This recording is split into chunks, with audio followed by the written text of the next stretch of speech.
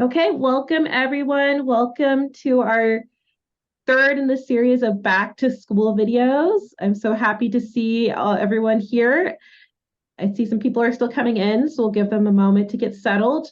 But tonight we are hoping to bring to you a little bit of insight into competition in terms of how to prepare for the competition, what to do at the competition, and that's from the student perspective.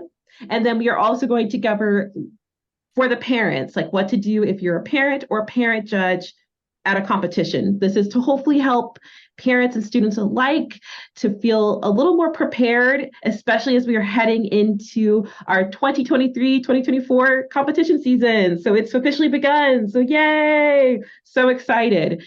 So just to kind of kick off with a little bit of introduction.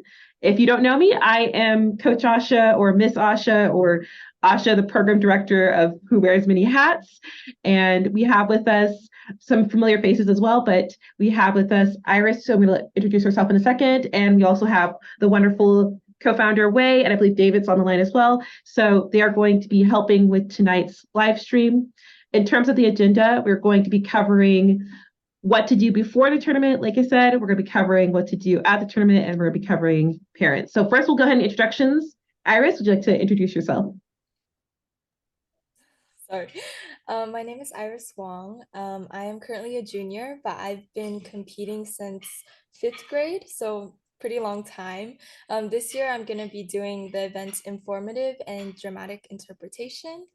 So I've been to a couple of tournaments or a lot of tournaments over the years. So yeah. Yep. And she'll be covering our student perspective of what to do at a tournament. So thank you, Iris, for being with us. And then Wei, would you like to introduce yourself a little? Sure. Thank you, Coach Asha. It feels really good just to switch hats a little bit today, right? Switching hat, literally. Anyway, so I think I will be playing sort of from the parent perspective today in terms what you need to pay attention during the tournament, and also most importantly, as a parent judge, what are the expectations? What are the basic knowledge you need to know? Okay. So super looking forward to the discussion today. I think let's bring some questions. If you have any, especially for new parents, I'm sure you're wondering about the tournament experience. Feel free, fire up those questions. We'll be here till you feel comfortable about going to the first tournament. Excellent. Thank you. So I will go ahead and start off. So I'm talking from the coach perspective to the students, what you need to do, both students and parents, to prepare before the tournament. So I want to first start off with before you even get to putting together your materials and heading towards the tournament, I want to start off what you should be doing individually in your events. So for those who are new, speech and debate kind of breaks down into a couple different categories. We have interpretation events. So these are for our students who are doing acting. They might be doing storytelling, or as Iris mentioned, dramatic interp. HI, poetry, prose, and the list goes on. Then we have our second category, limited prep. And these are for students who are doing speeches such as impromptu speaking, extemporaneous speaking, and technically even SPAR. SPAR falls under this category. The next category we have for public speaking is platform. Platform is where you write your own speech, and it's either persuasive or informative. You might hear this also called persuasive, called OO, or original oratory, and again, informative. So these are written speeches that the students take to the tournament that they've memorized. And then the final category is debate. Make sure I don't forget anything. Right? Nothing forgot? Okay, so debate. And there's different types of debate, anything from individual debate to team debate, but we'll just keep it at debate for the sake of this live stream. So I'm going to kind of talk a little bit from each one. These are just kind of some insider tips. These are things that I actually work one-on-one with our varsity team students, our highest level competitors. And these are tips that I give them when they're preparing before a tournament. So I wanted to share these with you before I go into the nitty-gritty. So we'll start off with limited prep, because I think this one's the most straightforward. So if you are doing impromptu or extemp, either or, there is two tips I have to prepare before the tournament. The first is update your impromptu journal. So if you're a student, you should know the term impromptu journal. It is a journal that you keep all of your examples, or in the case of extemp, your sources.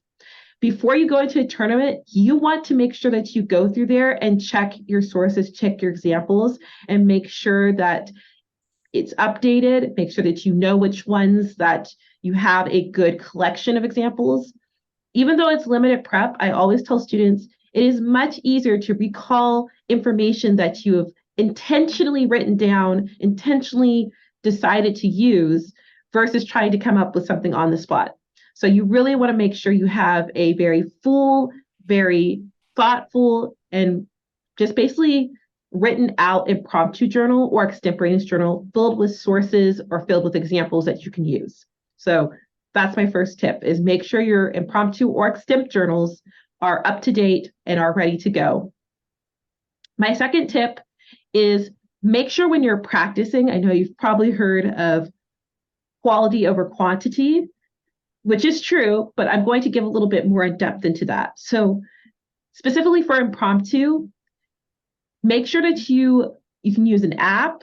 I use there's many impromptu apps you can use, or find a family member, but be practicing your impromptus. Challenge yourself. One little drill that I gave my nationals level impromptu student was to go around the house and just find either a random object or get a random word and create an impromptu. It's very easy to do. Just walk into your bedroom. You have many things in your bedroom, I'm sure. Maybe you see bed. Come up with an impromptu for that. Challenge yourself. And that is a very easy way to keep yourself in the mindset of impromptu before you get to a tournament. So keeping that muscle active, don't wait till you get to the tournament. Don't just be practicing in your class. Make sure you're taking opportunities around you every day to practice. For extemp, my tip for extempers, because you can't just pick up a random object, is make sure you're keeping up to date on current events. The news cycle moves quickly.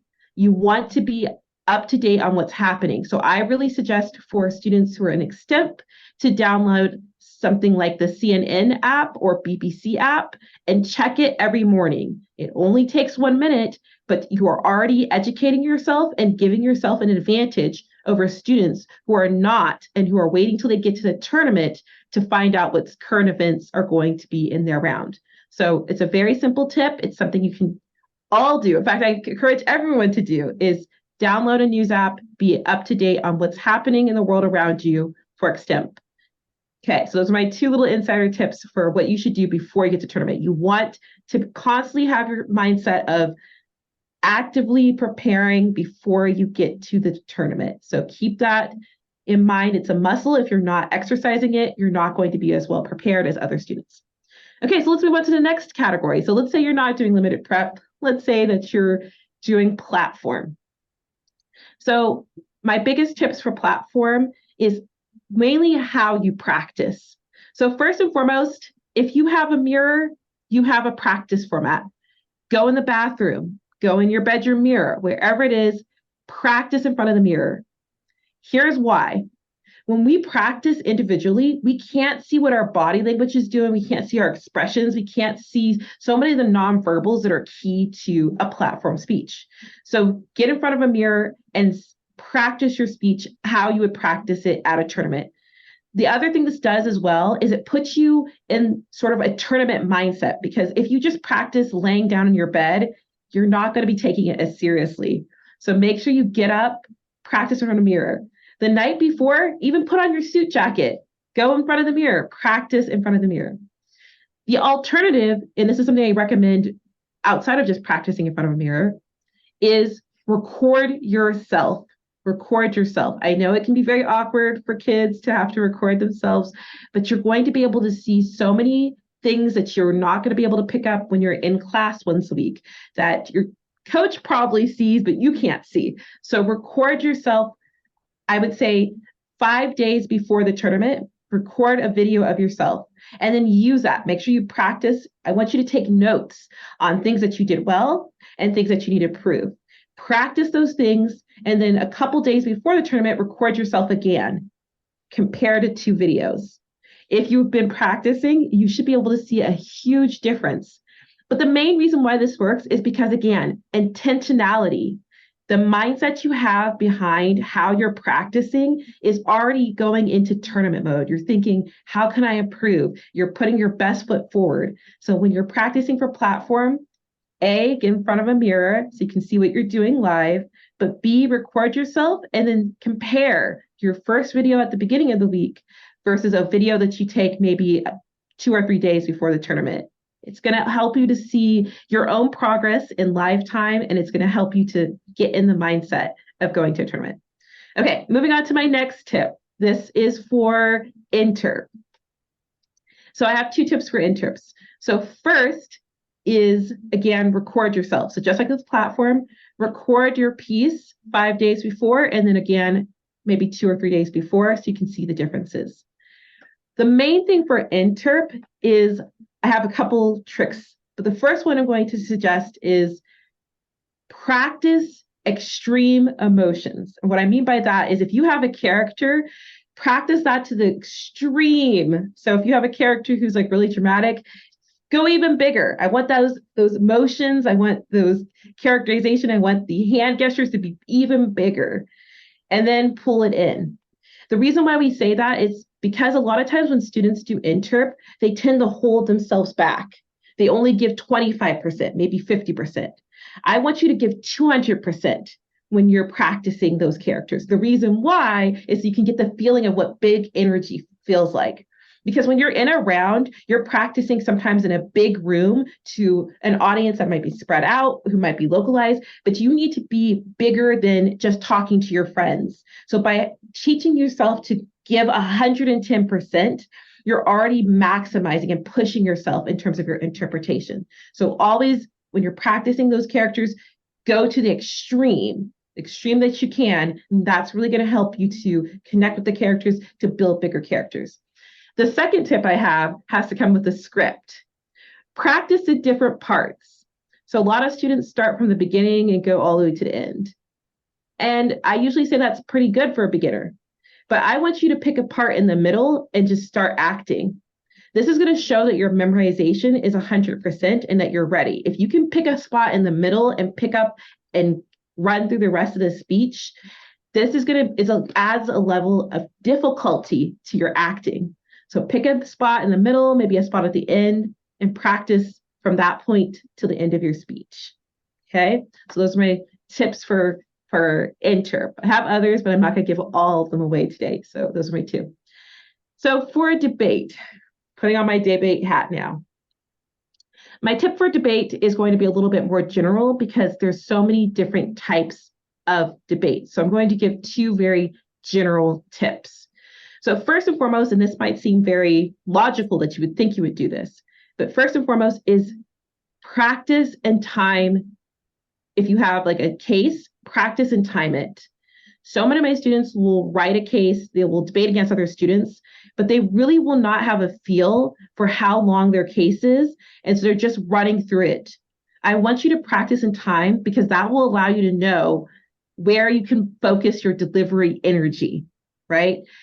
Go through and mark areas after you've timed and practice it. Mark areas for emphasis. So many times what I see debaters do is they just read off a script and they read it really fast. But how you say something is just as important as what you say. So go through and mark your cases for areas to slow down, areas to speed up, and specifically areas where you can use persuasive emphasis. This is really key to getting those speaker points in debate. Also, so many times I hear students go overtime or undertime because they don't actually know the pacing of their arguments. So I want you to be more mindful. I want you to have more awareness. So make sure you're practicing and marking your speech in debate. My second tip is always prepare ahead. So when we say debate, I say debate is like chess, and that there's so many different strategies, there's so many different moves, it can seem really overwhelming. But if you know how to focus on what the key outcome you need to have in your type of debate, it's going to be so much easier than trying to focus on all those millions of things. So then it'll become like chess or checkers. Sorry, it'll become like checkers because it's straightforward. So I always tell students, go whatever type of debate you're doing, what is the objective? What is the objective? And then mark your case with that objective. Then second, over plan. So many students will stop at, I have a case, I'm done. No, pull extra evidence and prepare it, have it cut. Make sure you have extra rebuttal responses. Practice your cross-ex questions, try to come up with more. It is so much easier into debate, especially in prepared debates, to have stuff already ready so you can focus on what you didn't prepare for than to go into the debate blind because you didn't prepare enough. So even if you think I've prepared, over prepare, pull extra evidence, keep researching, keep checking, keep learning, keep growing, because debate is really a game of whoever is able to meet the objective best. So I hope that helps a little bit. I know that's, like I said, I can't go into too much specifics. If you want more, you can sign up for privates or join our varsity team if you're eligible. But hopefully these will help you to think about how you strategize going into a tournament beforehand is going to give you an edge. So be mindful. My last piece of advice is be mindful, right? Don't just go into the tournament being like, yeah, I practiced my speech. Go into the tournament going, no, I know my speech so well, I could pick a spot from the middle of it and give it to you right now, right? So be mindful and go into the tournament with a desire to learn and grow and also just to succeed, and you'll have a better outcome. Okay, so I'm going to go ahead and move on to some more practicalities now so we can move over to the next part. But if anyone has any more questions on those tips, feel free to, at the end, we'll do some questions on those. And I'll take any questions you guys have, or you can put them in the chat. Also, we will be sending a handout with the tips on there. So if you'd like to see those, we'll have those for you as well. Okay, so let's go into more specifically. The two parts I'm going to talk about is what to bring and what to wear. So before you go to a tournament, you want to create a backpack or a bag. This could be parents or students, but these are going to be some important essentials you want to bring with you. So the first one is going to be note cards. I know this mainly is a limited prep thing, but bring note cards regardless. You might meet someone in a round and you might want to make friends with them. So bring note cards. It's always good to have extra note cards for someone who might need them. So bring note cards. Second is pencil and pens. Please bring pencils and pens in your backpack. At some point you may need it, so bring those. Next is notebook paper. So bring some notebook paper, especially if you are a upper level middle school student or high school students. I tell them to take notes on what they saw, right? So after the tournament, you're going to be debriefing with your coach, and the coach is going to ask you, okay, so here's how well you did. What did you learn from other people? And by now, a week has gone by. Are you going to remember everything you saw at the tournament? Probably not.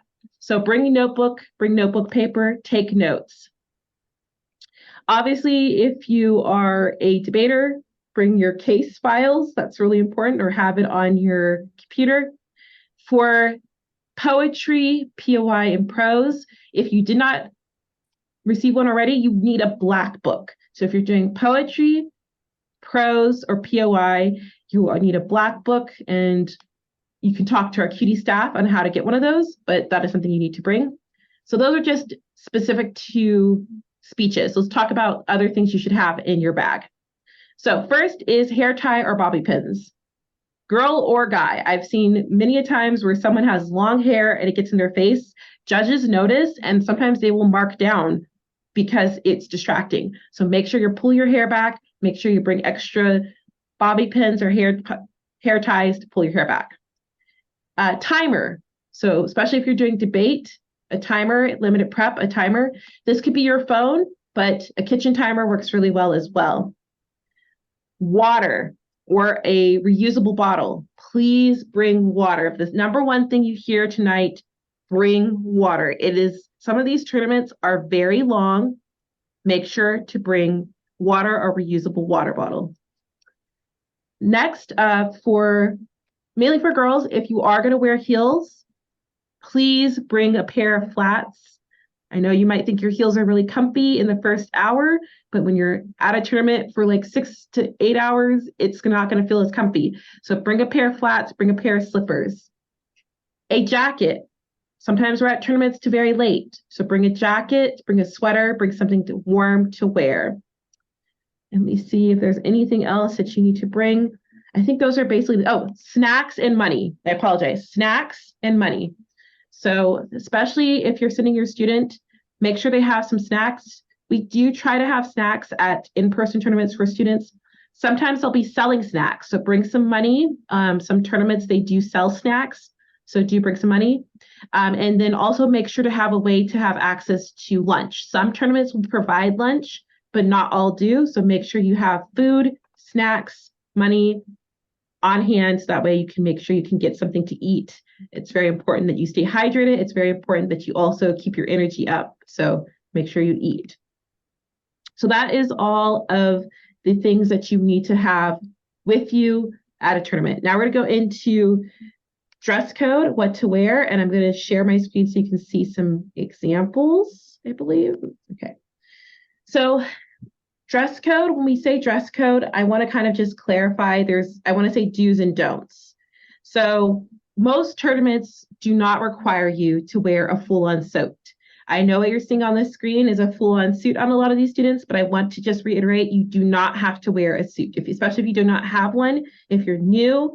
But what they do expect is that you dress professionally. Please dress to some sort of professionally. This means something as simple as a polo shirt, a clean pair of slacks, and a clean pair of tennis shoes, right? That can be, you do not have to dress super fancy. I think if you can see in this example here, we have our students, like even in their school uniform, you could wear your school uniform, a button down, polo shirt, but dress in some sort of professional capacity for students.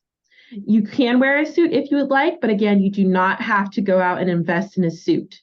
Just wear something professional. Again, this could be simple as a polo shirt, a pair of slacks, and a pair of clean running shoes. That would be sufficient. What we don't want to see is, in terms of wearing, is like pajamas, obviously. You don't want to look like you just rolled out of bed. Even if you have a really fancy dress, like let's say you have a dress that you love to wear all the time and it's really beautiful and sparkly, it might be a bit distracting. So try to stick to neutral colors, black, blue, gray, maybe not the unicorn colored dress. In terms of don'ts as well, you don't want to wear anything super flashy because that's going to distract from your speech and from yourself. Same goes in terms of hair. Make sure your hair is pulled back, pinned back, so it's not distraction. But overall, again, we're not expecting, I think there's a difference between, if you notice, the students in this picture are wearing suits, and this is actually at nationals. There you might want to spring for the suit. But here, if you notice these students, especially the younger years, a lot of them are just wearing their school uniforms, or they're wearing khakis and a nice shirt. So that is, you don't have to wear anything super fancy, but as long as it looks clean and presentable, that is the main thing that we're going for in terms of what to wear to tournaments. Okay, before I turn it over to Iris, I want to mention one last thing. So a lot of these were geared towards in-person. So I want to just make some quick notes in terms of online for these as well. So for what to bring, obviously you don't need to bring anything if you're at home and you're doing a tournament online. However, two things to note is still make sure you have water. Make sure you have water and some hydration nearby. It seems like it's such a simple thing to bring up, but you'll be surprised how many students forget. So have some water nearby where you're going to be on screen. And in terms of dressing, again, because you're on screen, if you're doing an online tournament, you might be like, oh, well, I can wear just some pajamas. No one's going to know. Sure, but just make sure that your camera is pointed from the waist up. I've had many a student who stood up on camera and then everyone could see their pajama bottoms. That could be pretty awkward. So just be aware if you are going to dress more casually in an online tournament, that just be aware that you're still on camera and they can still see you. So dress accordingly. Wear pajama bottoms at your own risk. But again, a lot of these are for in-person tournaments, which we majority do a lot of online tournaments during the year. So do keep these in mind, and we will follow up with handouts for these as well. Okay, I'm going to go ahead and now turn it over to the wonderful and lovely Iris. Iris is going to go from the student perspective. Let me just make sure. So I'm going to go ahead and just first we're going to do kind of a question and answer style. So Iris, when you arrive at the tournament, can you tell us a little bit about, for in-person tournaments, what students should do when they arrive at the tournament? Yeah, for sure. So for in-person tournaments, when you first arrive, you typically want to just group up. So usually you'll take yourself to the tournament, and there typically will be a coach because someone has to judge. So the coach will be there, and then the rest of the team might be there too. And then you guys can find a solid spot where you can always go back to in between rounds. And so that will kind of be the meetup spot. I would say other than that, just warm up before the round starts. That's really important. Something that's recommended is to obviously the normal warm-ups like the 1, 2, 3, 4, 5, 6, 7, 8. You guys probably know that if you've been in classes. Some tongue twisters, and also running your introduction or running a sample speech or sample topic if you're doing a limited prep event. And I would say that for when you first arrive, what I like to do is meditate just for a second, because I think it's very stressful when you first arrive. That's when it's most stressful. After that, like you go first round, kick it off, and you're like breezing through the day. And just be prepared.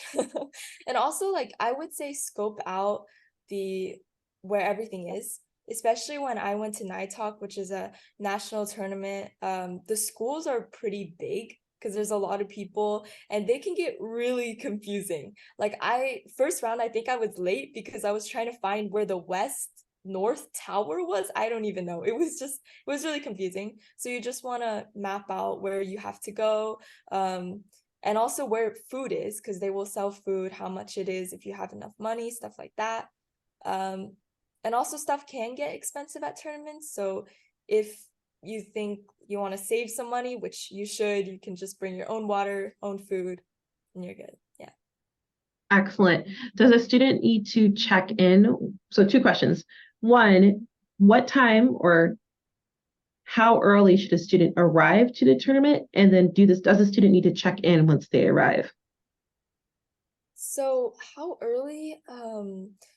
Typically, I personally I try to arrive at least 30 minutes before the first round, because you really never know what's going to happen. For example, as you're checking in, like there might be some problems, or, you want to be there so that the coach can be like, okay, you're here, let's check you in and stuff like that. And typically, from my experience, usually you don't check yourself in. Usually a coach will check you in. If the coach isn't there, then that might be a different situation, but the coach is usually there, so you probably don't have to worry about that. Yeah, I think that's Excellent. Yeah. And just to note too, is for cutie tournaments, when we go as a team, we will usually give the students a call time. Just to give you some background information, we will usually tell students to arrive at a specific time, and the coach will get there first. So they will usually tell the students, hey, I'm going to be by these tables, come find me here. So make sure you're definitely, if you're a student or a parent, that you are a part of our WeChat or the Discord. We will usually put notices up of where the coaches are going to be found. But yes, Iris, thank you. Next question in terms of before the round as well. So you kind of mentioned mapping out. So when you get there, you recommend students talk to the coach and get a map. What about for online tournaments? Is there anything they need to do before an online tournament? So online tournaments, I've had my fair share of those. I would say the most important thing is, even though you feel like you can wake up later, which you can because you don't have to drive, but I would say don't wake up like 5 minutes before the round, because you know, when you just wake up, you're like groggy and kind of like not really ready to do a lot of stuff when your body hasn't quite woken up yet. So I would still recommend using that same protocol of like around 30 minutes, you can start like functioning and just being prepared. And since it's online, so that means there's no like group meetup spot or no group warm-ups, you can request with the coaches who are going to be judging at that online tournament. Usually you'll know that ahead of time. You can contact them and ask them if you do need warm-ups, you can just ask them like, hey, like I think I need to warm up with you. Is that okay? And usually they'll say yes, unless it's like 5 minutes before, then you can just speed warm up, just get it all out, you know. And the good thing about online tournaments is you can have your camera off, even though that's not really what you're supposed to do, but everyone just does it. So if you really need to, just warm up like right before you're about to go, like even though you're already in the round. Um, Other than that, I would say make sure to check your email. And if you don't receive it when by the time that the first round is supposed to start, contact someone like ASAP, because that means they probably sent it to the wrong email and there could be a no-show situation that gets really complicated. So you want to spot that problem as soon as possible. Okay, so to clarify some terminology, so I know you talked about so getting an email. What would they be getting an email for to clarify? Okay, so the email, so since usually for online tournaments, we use Tab Room or Forensics, and the system will send you an email that says, here's the link for your round. This is your event, your speaker, what your speaker number is. And you'll just click on it, you'll join the Zoom, say hi to the judge knows you're here, make sure it's the right event, make sure that's your name, and then yeah, pretty much. And also, if you don't receive the email, try looking in spam because that happens too. Very good. And then for new students as well. So what about in-person tournaments? So you said in online, students will receive an email letting them know with a link to let them know where they go and their event and the speaker order. But what about for in-person tournaments, which they do after they've done their warm-ups? And what do they do next? Yeah, so for in-person tournaments, usually pre-COVID, we had like paper postings, so everyone would just crowd around and fight their way to see that piece of paper. And basically, you'll say the room number. And sometimes if there's multiple buildings, they'll say like the Humanities Tower or building West building. Yeah, but that depends from school to school. And then it'll say speaker number, and then it'll say judge, and then it'll say your name. So yeah, Coach Asha has it here. Yeah. So I'm sharing the screen so we can see. So for those who are new, posting is basically just what it sounds like. It is where they put a paper up so you know where to go and what room, building, and what speaker order you're in. So if you look on the screen here, we have an example of what Iris was talking about. This is a paper posting or a physical posting, and you'll see it here. It says what the event is. So there will be a wall filled with these papers, right? Because there's numerous events. And so it will say something like Elementary School Congress, round 1, 9 a.m. It's very important to check because sometimes they'll only put up some of the postings and kids will be like, oh, I'm still in the same room. No, that was for round 1 and you need to find round 2. It will tell you the room, right? So first floor of building 301. So this is where you're going to go. It will tell you, see your name, right? So you see here, it says find your name, make sure to write it down or take a picture. And then there's something called a speaker number. So speaker number is basically so the judges don't know what school or program you're with, so they don't have any biases. So you can write that down or take a picture of it, just so if they ask you, you can say, oh yes, I'm AG 109 and your name. So that's usually what a paper posting looks like. But Iris, what do you do if they don't have paper postings at the tournament? A great question. So after the pandemic, a lot of schools or a lot of tournaments have been adopting online postings. So usually that'll be Tab Room or Forensics, and it will basically be the exact same thing, but it only has your name, your room, your judge, and your speaker number. So you don't have to fight anyone. It's just on your phone. So if you don't have a phone, just bring something, like anything, or check someone else's phone. Like it's a lot easier to, when most tournaments have adopted the online postings. Unless you're in Texas, I guess, but I don't think that applies to us. Yeah, Yeah. very good. Excellent. Okay, so moving on. So now that the student has warmed up, they have their postings, they're checked in. So now what happens? What should they do during the round? What's next? So tournament started. What happens next? Okay, so tournament started, you're running to your round. You get there. If you get there late, by the way, don't panic. Just wait for the door, wait by the door, try to listen. If there's any noises, then you can just assume that they've already started. And if you know how long your event is, just maybe wait like 5 minutes, try to listen again. And then if you don't hear anything, go in. Or if you hear clapping, go in. So the general rule is, if the door is closed and there's no one outside, or like there feels like the round's already started, just stay outside, because it can be a little awkward when you're walking into someone doing their speech. It's just kind of tournament etiquette to wait for them to finish. Also, so during rounds, oh, like tournament etiquette. So I can talk about tournament etiquette. Usually we do not recommend you to eat food. I think, yeah, one of my rounds, someone was eating a full-on pizza. I was like, all right, if that's what you want to do. But yeah, we don't recommend it. And then don't be on your phone. That's another big thing. A lot of judges will take note of that, even though they won't, let that hinder how they interpret your performance. But it's still something that they take note of in speaker points and everything. So, and by the way, speaker points is basically just like, are you a good speaker? Are you passionate? Like, did you have good tournament etiquette? Stuff like that. Okay, so going back to more tournament etiquette, I don't think you should drink water during someone else's speech. You should do it in between speeches. Just because, sometimes like if you have like a plastic bottle, it can be pretty loud and distracting. Just remain focused on the speaker. Make sure to clap before, after. But also this can vary from room to room. Like sometimes they don't clap before, and that kind of depends on how the judge runs their round.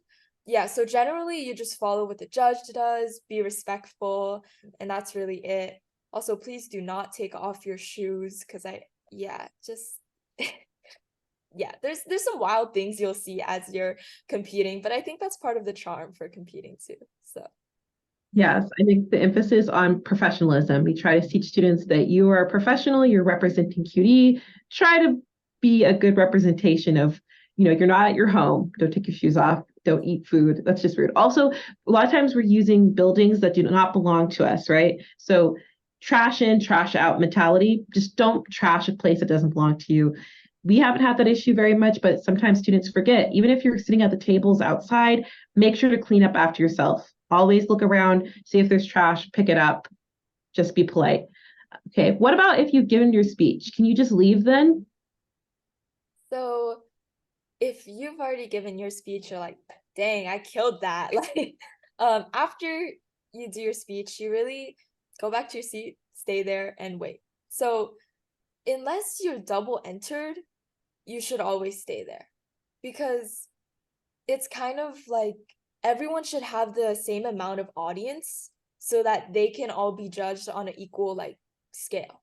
Like for example, if I'm going and there's like 5 people in the room, and then someone else is going and all of a sudden there's 10, and it's like, oh well, now that person is at an either disadvantage or advantage. It really depends on the person.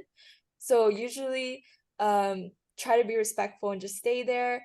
If you really have to like use the restroom, for example, just let the judge know you can come back, you can go out, but don't just leave the round. Like if you use the restroom, you have to come back, because then the judge will just be like, where did they go? I'm worried, right? So if you really need to go, just say like you need to go. Like, yeah, just sit it out, Also, it's Very really good. interesting to see other people's speeches. You can take a lot from that too. I know a lot of people, if you're wanting to get to that pro level, they take notes on other people's performances too. Yes, excellent. Okay, so now the round is over. What do we do next? What happens after the rounds are done? Now that the round is over, you can say thank you to the judge. Usually the standard phrase is thank you for judging. you'll hear a lot of people say that, so make sure you're loud and clear, be confident, you know. I think speech and debate, a lot of it, professionalism is very tied into confidence. If you're confident, like the judge is like, oh, okay, this contestant know what they're doing. So yeah, be respectful and tell the judge that you appreciate them by saying thank you. And then if you can hold the door open for people, that's not like a given, but that's just something that a lot of people do just to show that they are nice people. And also you can make friends that way. So yeah. And then, so now that the initial, so there's, I know some students might be new, so I'm going to give some terminology. So after the rounds are done, some tournaments will have what's called breaks. And breaks basically means that you made it into the final advancing rounds. Some tournaments will have multiple final rounds if there's a lot of students, and some will only have one or two. So Iris, what should you, if you didn't make it to the final rounds, what should you do? Okay, so I can explain a little bit about like how the rounds work before that too, because I think for some tournaments that I've been to, the standard is 3 rounds, and then some tournaments, if they're more on the national level, they'll have more like preliminary rounds, which is just the rounds before the breaks happen. And then when the elims start, or elimination rounds, where people can start, you know, getting dropped off and stuff like that, that's when you have to see if you broke with your scores. But if you didn't break, then you can just sit around, or the better thing to do, you should watch other people. And sometimes that includes watching like teammates. You can watch people who did break. That's usually what we do, but also sometimes people who have a specific event that they really want to improve on, they go to the finals for that, or the semifinals or octofinals, and they try to study what those people did, what they did well, how they got there. And then they can take those skills and tips and tricks into their own speech and improve. Very good. Yes. So yes, please do go watch, especially if you have teammates who broke. It just makes them feel good about themselves if they're friends. But ask, always ask. Don't just go watch. Sometimes it makes them nervous, but you should go support your team, go watch other people, learn. This is why we're here at a tournament, is to learn and grow. So make sure that you go and watch. And then finally, the final part of a tournament is the award ceremony. So we always encourage people to stay because we take pictures. But if you do need to leave, please make sure you check with your coach or check with the coordinator before you leave the tournament at any point, so we can make sure to keep track. But yeah, so that's just a little insight. Thank you so much, Iris. We're going to go ahead and turn it over to Wei now so we can get some insight from the parent and parent judge perspective. Sure. Hey, thank you, Coach Asha and Iris. Give them a round of applause. Fantastic. Play by play, right? So I'm gonna kind of put my hats back on to the parent's perspective. But if I were to kind of put the parents into two separate buckets, then one is the zero effort and zero involvement, right? Which is nothing wrong, nothing wrong. If you just want to participate by just mentally or spiritually support your students or your kids, go for it. What I'm going to do today is really take you to the other end, right? Which sometimes I call model parents. We all know if your kids is playing sports or doing performance, the parents who are involved, one is actually will share common verbiage or common terminology with your student. Secondly, is actually speech and debate. It's a very costly extracurricular. Just think about, we are really nurturing students to have the most essential skills. So just by participating, you're giving back to this community. So I would say that's the pitch. That's why I got hooked into speech and debate myself.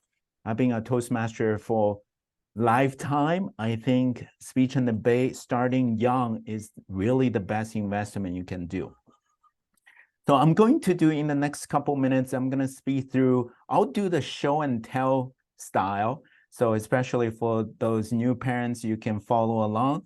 I have this little cheat sheet I prepared. It's called the parent judge cheat sheet.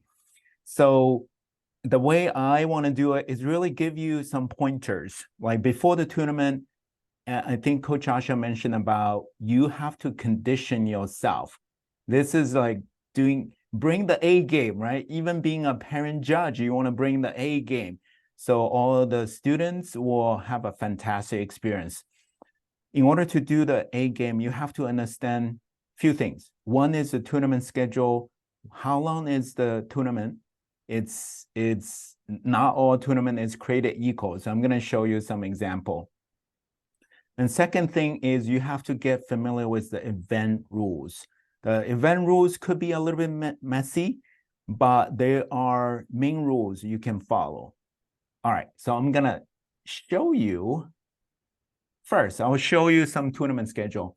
So usually the typical ones are either half day, full day, or multiple days. So this one is actually, this is a regional National Online Forensics. It's a regional tournament. And you can say it's a half, you can see it's a half day tournament. And it does mix different levels, but for your students, based on their grade level, for example, middle school, it starts at 1:30. And as Iris mentioned about, typically the preliminary rounds are 3 rounds-ish. And you have to, the most common question for a newcomer is, oh, do I just pick 1 round and I'm done? No, you have to do all the preliminary rounds. In this case, 3 rounds. Once it's done, if you break, you move on to the next one. So this one has a final round at 5:45. Then last one is 7:30 is the awards. We want you to cheer up with your teammates and finish the awards, finish strong, then you are done for the day. So that's a half day schedule. So quickly, I'll show you for full day. Then you need to get up early. You have to set the alarms and go to bed early the night before. It usually starts at 7:30, and then go all the way to the night. Okay, so this one is relatively forgiving, I would say, schedule-wise. I heard tournament finish at 7 to 8 to 9, sometimes even 11 o'clock, right? So be prepared. It's for sure, it's a marathon. And for multi-day, same thing. If you look at this one, I'm gonna pull the schedule really quick. And sometimes finding the schedule is not easy, but guess what? All the QD coaches, admin will provide that information so you kind of know how you plan the day. So for this one, it's a 3-day tournament, but based on which event you do, and you can, since being a judge, you don't have to judge every single round, right?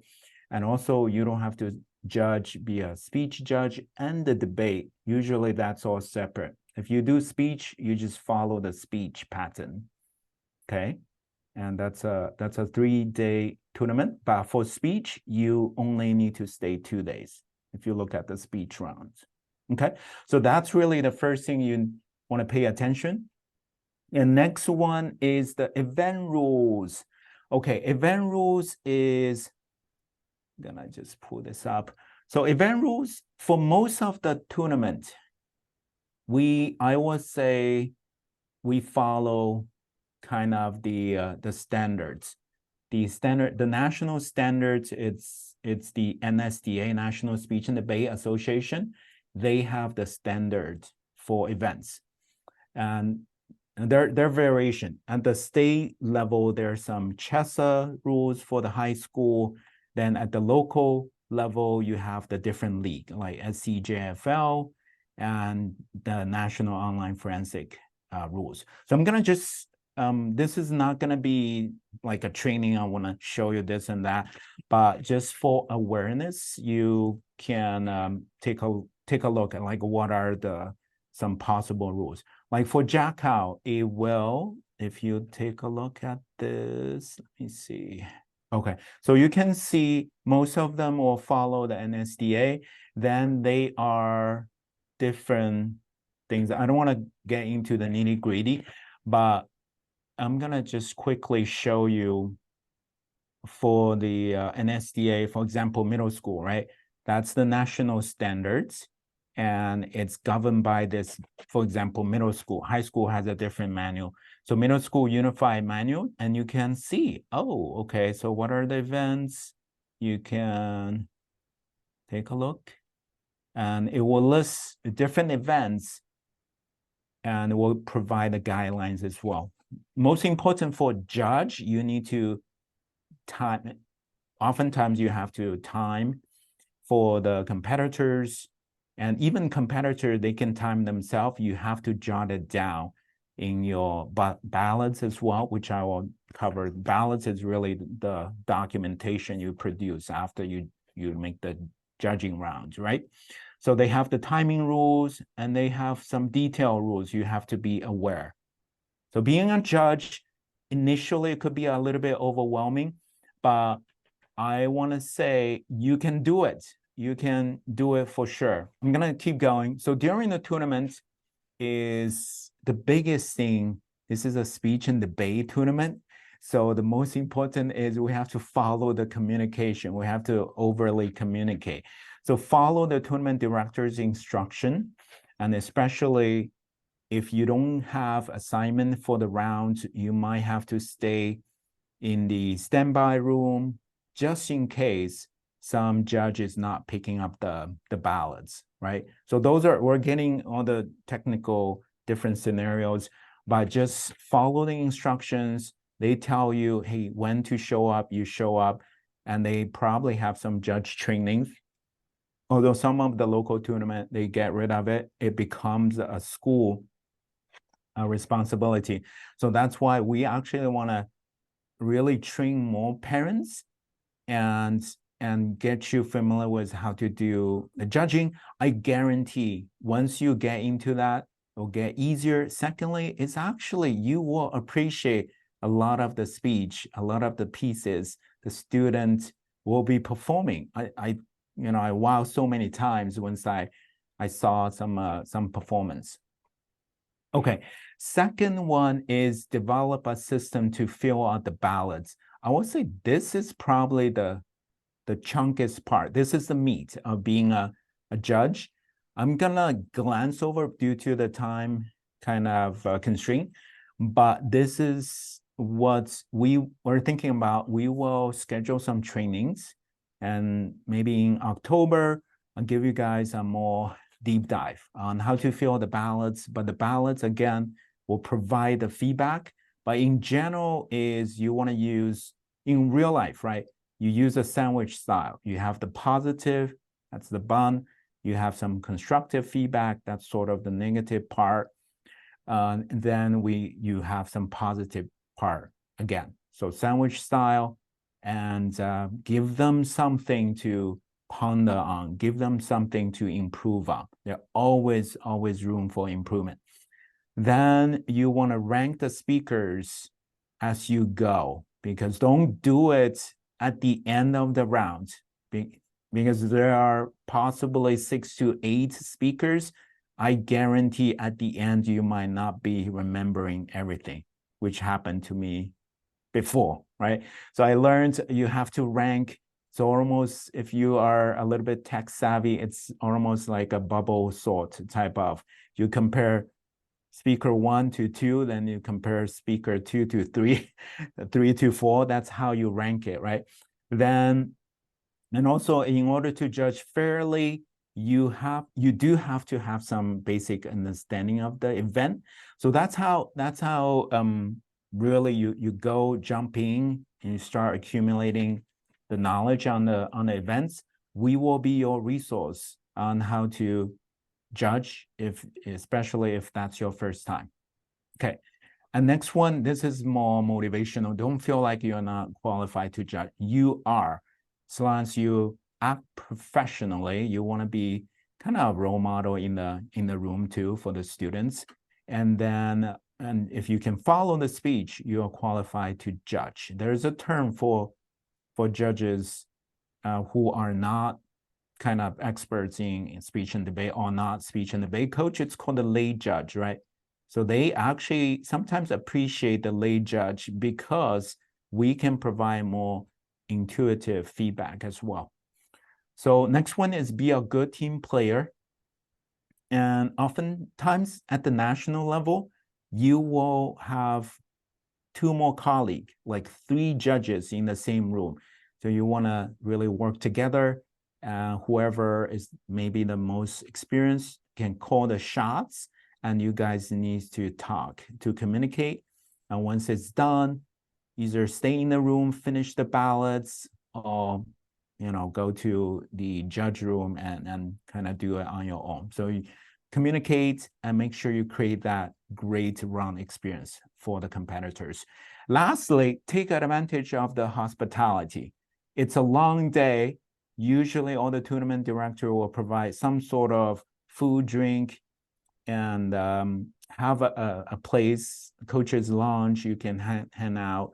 So save your energy, save your battery. A lot of the ballots is using the computer, either on tab room or forensic tournament. I haven't judged using paper in a long time. So save your computer library, battery, and just keep going. So I think, let's see, it's already 8:30. I want to show maybe the ballots just a little bit. I kind of glance over. So for the ballots this is a ballot system on forensics, essentially. So what you do is, being a judge, you have a lot of power. So essentially, you have, for example, you have 4 competitors. And essentially, this is the place for you to give the feedback. And if it's a impromptu, it needs a prompt, and you will click here, just say, hey, speaker 1, those are the 3 prompts, and they will pick one and will start speaking. And if the competitor no show, after a while, you can click no show. Okay, so this, you do everything here. You provide the ranking and you give speaker points. So sometimes there are some nuances to that, but that's not the focus for today. We'll provide more in-depth training. But this is what ballots look like. Don't feel like you have to write an essay for the competitor. Like I mentioned, couple bullet points maybe for the positive and plus the constructive feedback. That will go a long way for the competitor. So that's my part, Coach Asha. And let's maybe open up for some questions. I know it's already kind of over time, 8:30. See if anybody has any questions we can answer.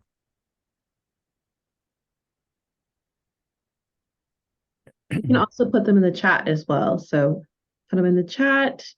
Yep. We're happy to translate if there's any questions. We really just want to empower students and parents, especially as we enter the tournament season, to see what that looks like, help you to see what that's going to look like for your student, for you as the season goes on. Also, just a heads up, we will be having a more in-depth training session coming up. So keep an eye out for that, where we will actually be training you. So some of the things we talked about for parent judges, we will have a judge training session coming up later, I believe in October. So keep an eye out for that as well. But hopefully this at least gives you an idea of what to do before, during, and even for parents to understand it takes a village for a student to be successful in speech and debate. And we really value parent judges that's going to be able to give you a better idea of what your student has been working on, how to help them, and what they can do to even become better in their event. But it's also going to help the student, because the more parent judges we have, the more events we can enter, the more tournaments we can go to. So we really want to answer any questions you have. So leave it open for another minute. We will be sharing the handout on the 5 minutes news. And we're actually thinking about setting up a web page on QD, our website. Just say qdlearning.net/tournament. It hasn't been done yet, but we're thinking about just collecting all the resources regarding the tournament. So it's a one-stop shop for you to check it out. And you can always reach out to us directly as well if you're not sure, but you still have questions, please feel free to email us directly or talk to our staff. Sure. Okay, well, I think that's everything we have for you guys tonight. Thank you so much for attending. We will stay on for a little bit if there's any questions, but thank you again. Again, I want to also thank Iris is our student. Like, so she's on our varsity team. She's our varsity all-star. If you haven't heard about our varsity all-stars, she's one of our cutie honey badgers. So again, if you're interested in competitions, yeah, and maybe becoming a cutie honey badger, please definitely stop by. She's also on our leadership. So she is our public relations for our leadership club. So she's doing some public relations tonight. So thank you so much, Iris, for lending your face and experiences to the audience. But yeah, we'll stay on for a few more minutes, but thank you so much to everyone for being here. Thank you, Wei, for going parent perspective. That's everything we have for you guys.